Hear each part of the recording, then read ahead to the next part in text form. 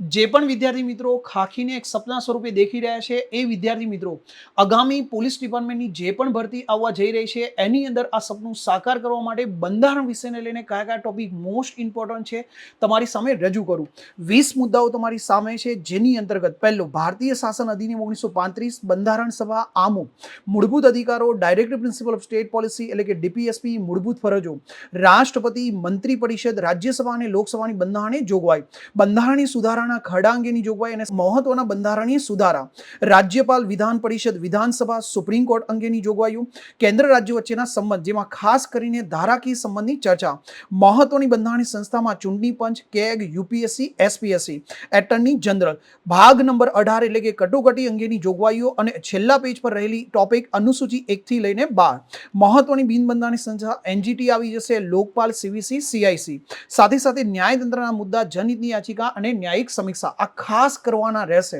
દોસ્તો, આપણી આગામી લાઈવ બેચ જે છે એ સ્ટાર્ટ થવા જઈ રહી છે પીએસઆઈ કોન્સ્ટેબલને લઈને, જેના ડેમો લેક્ચર 27 જુલાઈના રોજ શરૂ થઈ રહ્યા છે, 2 તારીખ સુધી ચાલવાના છે.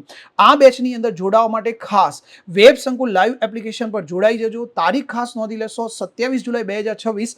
સમયગાળો જે છે એ રહેશે 9 થી લઈને 12:30 સુધી. તો આ લેક્ચર દેખવાનું ન ભૂલતા. Thank you. જય હિન્દ, જય ભારત.